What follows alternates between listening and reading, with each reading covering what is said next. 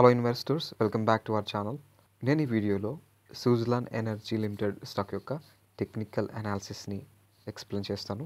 ఈ స్టాక్ యొక్క last week trading session కనుక మనం అబ్జర్వ్ చేస్తే 0.72% అయితే పడి 41.35 దగ్గర అయితే ఈ స్టాక్ ప్రైస్ క్లోజ్ అవ్వడాన్ని మనం గమనించవచ్చు.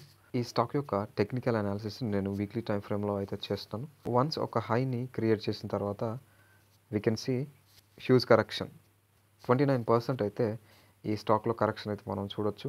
వాల్యూమ్స్ చూసుకున్నా కూడా డిక్రీజ్ అవ్వడాన్ని మనం గమనించవచ్చు.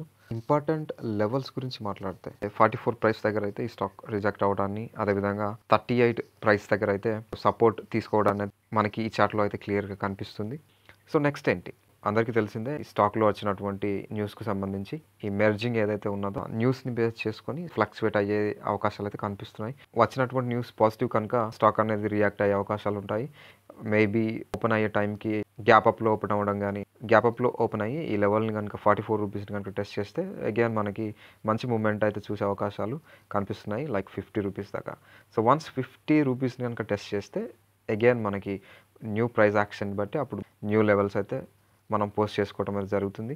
సో ఇన్ కేస్ ఏదైనా ఫాల్ కనుక వస్తే ఈ 38 రూపీస్ దగ్గర నుంచి మళ్ళీ బౌన్స్ బ్యాక్ అయ్యే అవకాశాలు అయితే కనిపిస్తున్నాయి, లైక్ దిస్.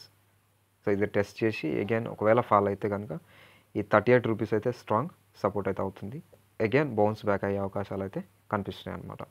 ఇవి ప్రజెంట్ ఈ స్టాక్లో ఉన్నటువంటి ఇంపార్టెంట్ లెవెల్స్ ఫ్రెండ్స్.